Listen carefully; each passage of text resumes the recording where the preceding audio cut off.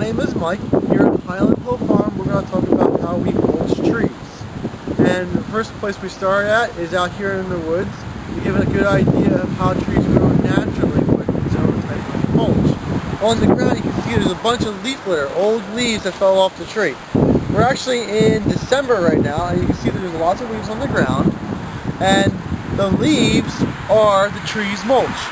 When the leaves fall off the tree in the fall, they fall to the ground and they cover the ground. You can see that there's very little spots here where you can see open ground. And these leaves are the mulch. Now, the mulch, these leaves do a couple things for the tree. First thing is it insulates the ground so that the roots do not have to freeze thaw. Secondly, when the leaves break down, they create an organic layer on the surface. It's called the O-horizon of the soil. So, if you dig down through forested soils, most forested soils have an O layer. And that's just because these leaves, when they break down, they turn black, and that black layer is the O-horizon. Second, another thing that leaves do for trees is that when their acorns drop or their seeds drop, the leaves cover the seeds so that they get a little blanket for them to be germinated, or it depends on what kind of seed it is too. But the leaves do insulate the seeds for it. So now we know some information about what leaves do, and when we plant trees in our landscape, we try to kind of mimic what the trees in the forest need in order to grow. So when we make beds in landscapes, we usually try to make beds where the root zone is for the smaller tree. Then when we put mulch around it, we try to simulate what leaves are like in the landscape. So when we put mulch down, the first year you can put mulch down fairly heavy. Now, not too heavy, you're going to curl the tree, making big mountains of mulch everywhere. But you want to mimic that O-horizon in the soil profile. So you put some mulch down so it decomposes and makes a nice, really nice place for the soil microbes to be, and for the different things that the mulch would do. Every year after you put the first layer of mulch down, you just want to add just enough mulch to just make a new covering to it. You don't need to be adding inches and inches of mulch, because that's actually really bad. The first year you should probably put about an inch down at most, but make sure you don't put it too high up on the tree's root flare, because you don't want to girdle the tree. And yeah, that's right. You can see right through here that the roots are coming out, and that's the way you want to try to mimic it in landscape. Remember, the man upstairs never invented the mulch truck.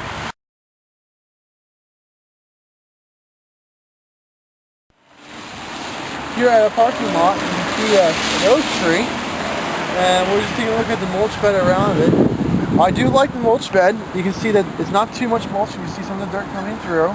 You can see parts of the root flare coming out, and it's a fairly large size bed for it. Maybe a little bit bigger of a bed needed for this size of a tree, but to be honest, in a parking lot, in a situation like this, I would say this is very, very good. I don't see anything really wrong with it. How much mulch did you think they actually have there? About an inch? Well, what happens with the mulch, they probably put it in the springtime, and over the summer it decomposes, so I don't know exactly how much they have there, but maybe an inch or so. You can see it is, even though we had a lot of rain last night. So it's about an inch, right? Yep. I would say, yeah. It's just about right. Okay, well, thank you very much, Mike. This is about free mulch, and what kind of mulch you can expect. Sometimes you get some really nice mulch, like this right here. It's chopped up very nice. We like it. It'll break down real fast for us. And if you look over here, sometimes you get some real stinkers where they don't even do all the work. So when you get free mulch, just beware, because sometimes it's not always as nice as you think it's going to be. Things that we like to do, we like to spread it out on fields before we plant it, and yeah, just be wary of where you get the mulch from. What kind of pathogens could be in your free mulch? Oh, okay. Well, that's actually a good question, because there's a lot of bad pathogens that come in mulch.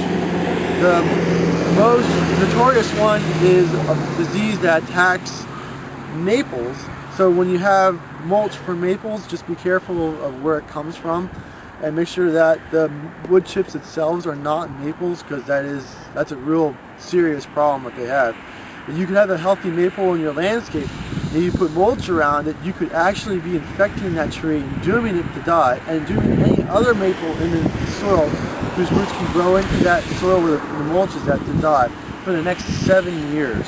So if you have maples, be wary about where the mulch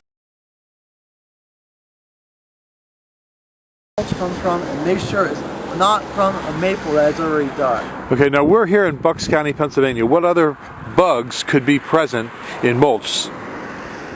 Well, you can have larvae go into it. Could you get the emerald ash borer from mulch? That's how they do spread. It is found in Montgomery last year. I don't know if it's up here. Yeah, and how about thousand canker disease if you're getting mulch that's from walnut trees? That's true. You can do that too. That's also in Bucks County. That's also a fungus though, but you're not supposed to be wood chipping that. But so you do have to be careful with your mulch. That's right. Yeah. And at Highland Hill Farm, we normally don't sell mulch, so we don't have any dog in this race, correct? That's right, yeah. Okay, so when we plant our trees, do we bring mulch, or how do we usually do it? We usually don't. We usually make a little bed around it so there's no grass growing up around the trees. But if you wanted to put mulch around it, that'd be something for you to do, not for us to do. Okay, that helps us avoid liability for... That's right, and then everybody getting upset about how much mulch you actually spread, or if it's too much, or if it's not enough. All that issue can be settled by somebody else. Okay, thank you very much, Mike. Leyland cypresses are a fast-growing evergreen with fine, leathery, soft green pointed needles on flattened branches. The needles turn dark bluish green in maturity. It matures to a noble, dense pyramidal outline. It tolerates many soils and should be planted in full sun. It grows to 60 to 70 feet with a 15 to 25 foot spread in zones 6 through 10.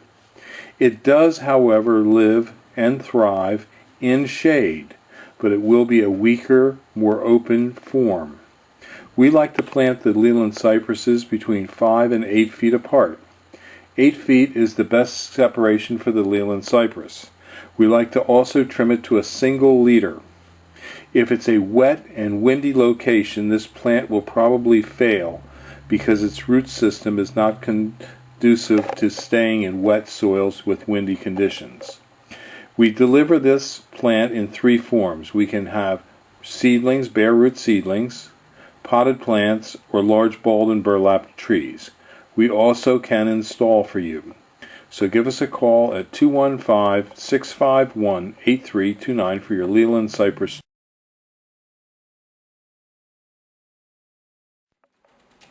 Highland Hill Farm is a plant and tree grower located in Fountainville, PA.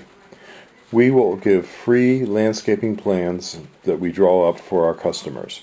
Just email us pictures of your site and a description of what you want your landscaping to accomplish, and we will help you select trees and shrubs for the desired purpose that you have in mind.